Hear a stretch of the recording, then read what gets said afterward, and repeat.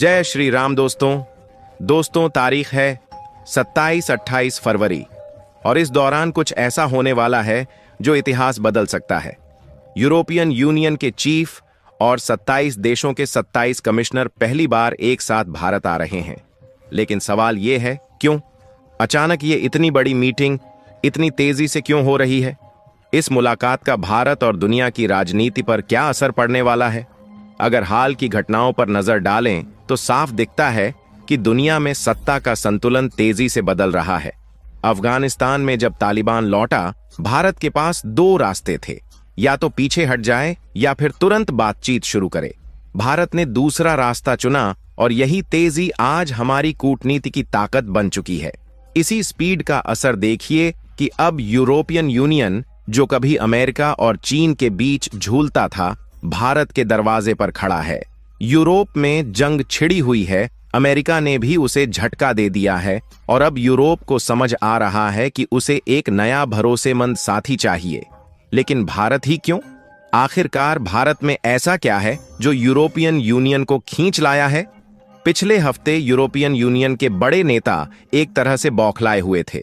America, जो उनका सबसे बड़ा रणनीतिक साथी माना जाता था, अब उनके मुद्दों पर खुलकर साथ नहीं दे रहा। रूस से सीधे बातचीत की जा रही है, लेकिन यूरोप को उसमें कोई बड़ी भूमिका नहीं दी गई। इससे यूरोप की स्थिति कमजोर हो गई और अब उसे अपनी रणनीति तेजी से बदलनी पड़ रही है।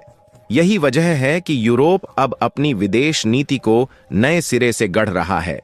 वो अब भारत को एक अहम ताकत के रूप में देख रहा है, जो न सिर्फ तेजी से उभरती हुई अर्थव्यवस्था है, बल्कि एक मजबूत कूटनीतिक खिलाड़ी भी है। और यही वो मोड़ है जहां भारत एक बड़े गेम चेंजर की भूमिका निभा सकता है। जो मीटिंग 27 से 28 फरवरी को होने जा रही है, वो सिर्फ एक औपचारिक मुलाकात नहीं होगी। ये एक नई विश्व व्यवस्था की ओर बढ़ता कदम हो सकता है। यूरोपियन यूनियन के लिए ये सर्वाइवल मोड में लिया गया फैसला है और भारत के लिए एक सुनहरा मौका। अब देखना यह है कि इस मीटिंग में क्या बड़े फैसले लिए जाएंगे। क्या भारत और यूरोप के बीच कोई बड़ा व्यापार समझौता होगा? क्या टेक्नोलॉजी में कोई नई साझेदारी होगी, या फिर ये सिर्फ एक औपचारिक बातचीत बनकर रह जाएगी? ये मुलाकात सिर्फ एक औपचारिक बैठक नहीं, बल्कि एक नए युग की शुरुआत हो सकती है। यूरोपियन यूनियन और भारत की ये नजदीकी कोई संयोग नहीं, बल्कि बदलते हुए वैश्विक सत्ता संतुलन का संकेत है। अमेरिका की प्राथमिकताएं बदल रही हैं, चीन पर भरोसा करना मुश्किल हो गया है और रूस से रिश्ते उलझे हुए हैं। ऐसे में यूरोप को अब एक नए भरोसेमंद साथी की तलाश है और भारत इस भूमिका में पूरी तरह फिट बैठता है। अब असली सवाल यह है कि इस बैठक के बाद क्या होगा? क्या यूरोप सिर्फ भारत के साथ दोस्ती बढ़ाने आ रहा है, या इसके पीछे कोई और बड़ी रणनीति छुपी है? इसका जवाब हाल ही में घटी कुछ घटनाओं में छुपा है। यूरोप को अब एक ऐसे साथी की जरूरत है जो न सिर्फ तेजी से बढ़ रही अर्थव्यवस्था हो, बल्कि टेक्नोलॉजी और डिफेंस में भी मजबूत हो। अमेरिका ने हाल ही में यूरोप को झटका दिया जब उसने अपने कई सुरक्षा समझौतों पर दोबारा विचार करना शुरू किया। यूरोप को अब खुद को मजबूत करना होगा और भारत इसमें एक महत्वपूर्ण भूमिका निभा सकता है। एक और दिलचस्प बात यह है कि भारत और यूरोप के बीच व्यापार का दायरा पहले से कहीं ज्यादा बढ़ चुका है, लेकिन अब इसका अगला स्तर सुपरटेक पार्टनरशिप हो सकता है। यूरोप भारत को सिर्फ बाजार के तौर पर नहीं, बल्कि एक संभावित टेक हब के रूप में देख रहा है।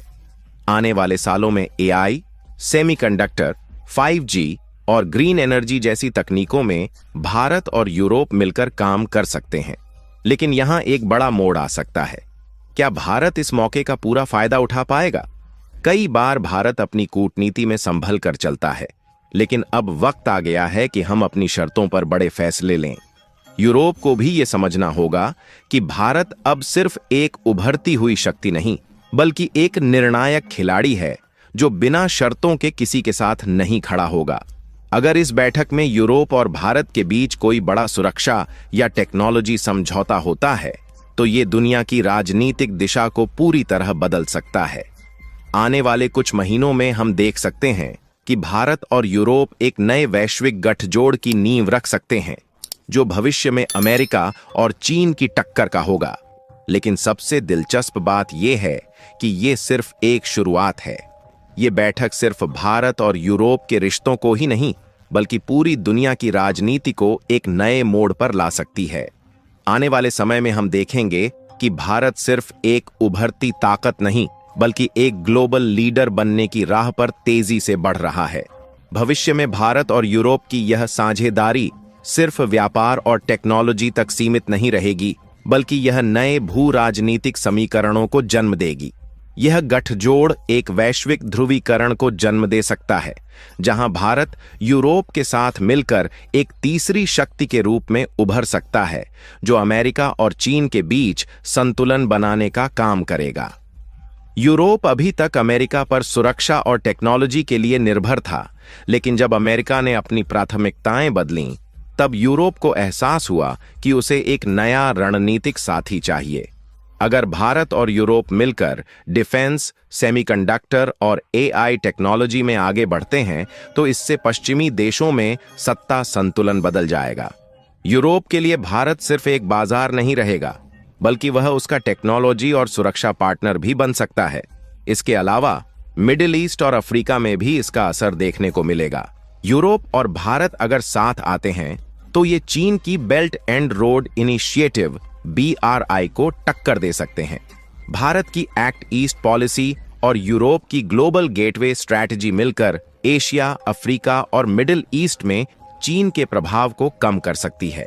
इससे भारत एक नई वैश्विक शक्ति के रूप में स्थापित होगा, जो सिर्फ अपने दम पर नहीं, बल्कि दूसरी ताकतों को जोड़कर काम करेगा। भविष्य में भारत और यूरोप की यह नजदीकी अमेरिका के लिए भी चुनौती बन सकती है। अमेरिका हमेशा चाहता है कि उसके सहयोगी पूरी तरह उसी पर निर्भर रहें, लेकिन अगर भारत और यूरोप ने मिलकर एक स्वतंत्र नीति बनाई, तो यह अमेरिका की वैश्विक पकड़ को कमजोर कर सकता है। अब असली सवाल यह है कि भारत इस मौके का कितना फायदा उठा पाएगा। अगर भारत इसे सिर्फ एक व्यापार समझौते तक सीमित रखता है, तो यह एक बड़ा अवसर गंवा सकता है।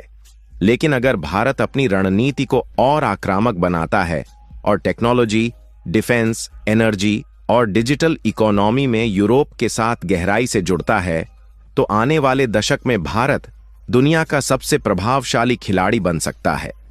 अगले कुछ सालों में हमें भारत की कूटनीतिक और आर्थिक शक्ति में तेजी से बदलाव देखने को मिलेगा। यह सिर्फ यूरोप के साथ एक समझौता नहीं, बल्कि नई विश्व व्यवस्था का निर्माण हो सकता है। भारत और यूरोप की यह बढ़ती साझेदारी सिर्फ आर्थिक और तकनीकी मामलों तक सीमित नहीं रहेगी, बल्कि यह नई वैश्विक ताकतों के उदय और परंपरागत शक्तियों के कमजोर होने का संकेत भी दे सकती है। आने वाले वर्षों में कई ऐसे कारक उभर सकते हैं जो इस गठजोड़ को और दिलचस्प बना देंगे। यूरोप अब तक रूस से गैस और ऊर्जा आपूर्ति पर निर्भर था, लेकिन यूक्रेन युद्ध के बाद उसने अपनी रणनीति बदल दी।